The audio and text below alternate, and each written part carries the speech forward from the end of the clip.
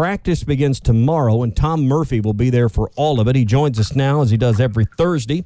He covers football and everything Razorback for the Arkansas Democrat-Gazette. Tom, good morning. I know it's the outset of what will be a busy month and a busy rest of the year for you, and today Sam Pittman will address the media. We were talking about the NCAA's recommendations, and we'll start there and then quickly move to something else, but the recommendations for unvaccinated players. One of the questions I'm sure that will come up is where the team is at. The last we heard it was at 89%, but that's going to be a question that's asked of every coach as they meet with their media and talk with their media because of what it will mean in regards to quarantine and player availability and things moving forward. It's just an unfortunate part of covering this game anymore. Yeah, it really is. And there were a few coaches at SEC Media Days that did not want to talk about it. And then there was Brian Harsin at the very end who said that they were around 60. Yeah. And when you start with the idea that your team's going to forfeit a game if you don't have the right numbers, that's a compelling reason. And so I'd like to think Arkansas's football team might be up over 90%. Yeah. As we go into Media Day today. Wasn't 89% the number Sam gave at Media Day? Yeah, 89% was the number he called out, and I think he said 92% in the building. So auxiliary people and videographers and all that kind of stuff to put them to a good number. And I don't know all the reasons behind people making their own choices about not getting it, but I'd like to see the Razorbacks go through a full schedule this year and not have to have any cancellations. It sounds like they put themselves in a position from that standpoint in order to do that. All right, 2 o'clock today, Sam Pittman, Traylon Burks, Jalen Catalon. I can't think of two better players to join the head coach, kind of represent the team out in front of the media. It's going to be on Zoom, and we're going to have full coverage at hitthatline.com. But Sam Pittman last talked to the media in full in Hoover, as we were talking about today. What are the big points today, as we'll be basically 24 hours from the first practice when Coach talks today? What are the big points that we need to get to? I'm sure player availability and who's going to be missing would be some of the first questions today. Yeah, absolutely. You do a little bit of a clerical work. Like how's Devion Warren, when we were in Hoover, he's ready to go. But, guys who are coming off surgeries, the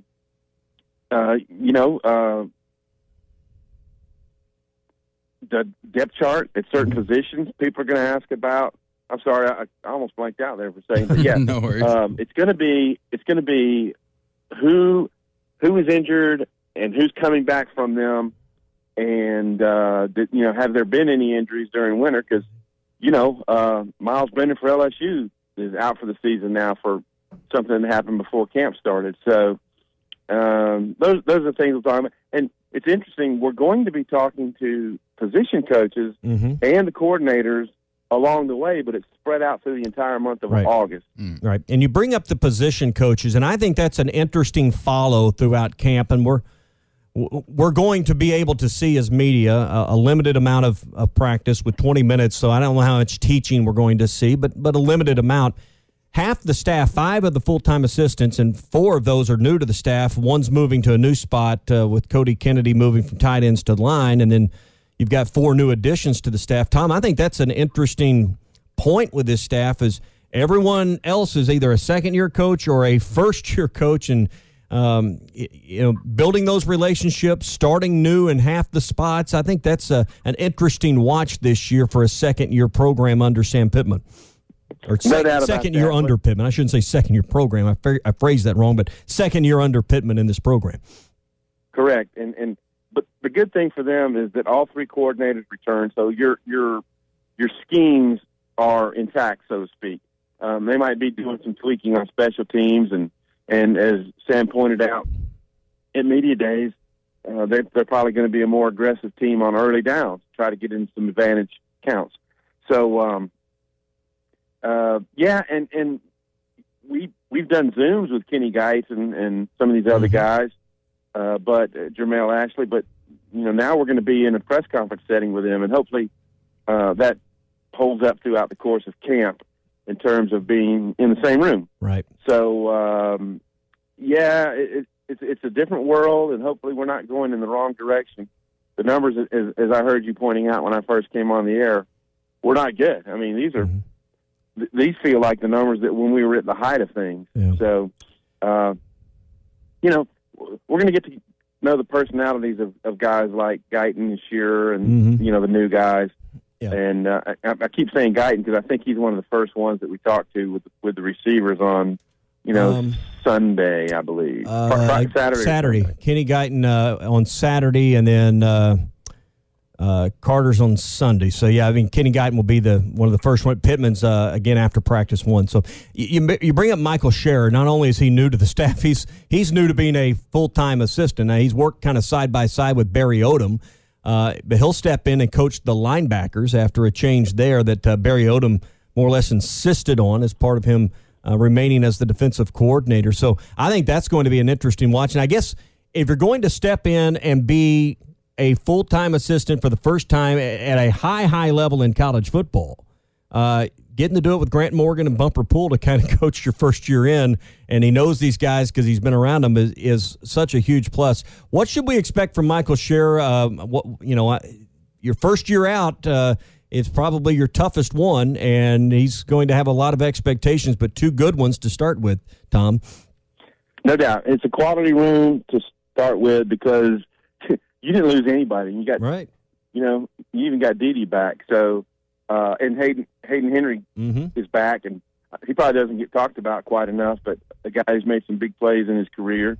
And I think the whole deal is you got to be able to recruit, and you got to be able to relate to the young guys. Grant Morgan and the linebackers during spring talked about how Shearer is a good communicator and all that kind of stuff. But we'll see when there's crisis points during the time this season how this unit responds. They can be better. I mean, I think Grant Morgan had a good year, but they can be better. They can be better in coverage. They can be better at getting back to the quarterback and stuffing runs near the line of scrimmage. So, but it's a good situation for Michael Shearer to inherit. That's no question about that. Yeah, and Tom, sticking on the defensive side of the ball, this being second year of Barry Odom as the DC, but realistically, with all these coaches, the first real year, getting to be in person and have your spring practice and now going into fall camp. Do you expect his defensive schemes to get more complex, to get more innovative, or does it kind of stay the way it was last year and just keep it simple, or does he evolve and really put in more into his system? I think there'll be more at their disposal that they can do. As Sam said at media days, just did not want to bust coverages and stuff, so they kept it pretty clean on simple on first down. But when you did that, other teams got in 2nd and 5s and 2nd and 3s a lot more, and they need to create some negative plays. I just think it's fascinating that they have so many. Their base set appears to be 6 DBs on the field. But that gives you that makes it tough because your safeties have to be great tacklers and have to be very instinctive and have to be near the line of scrimmage, or teams like Alabama will just try to overload and run on you. So it's a cat and mouse game, and it's the same for when they play Ole Miss and Mississippi State. They won by out scheming those teams and executing them, but now those teams are going to be ready for drop eights and the best ways to attack them. They've studied that for when they play the Razorbacks and other teams that employ it. And Arkansas has got to have the counter to whatever these teams do. So we know that Barry Odom's a sharp guy, and he's going to try to utilize the talent the best they can. They have to come up with a way to affect the passer. They have to get more sacks, and I mean a substantial number of sacks, and just wreak a little bit more havoc than they did in 2020. Got to hit the quarterback.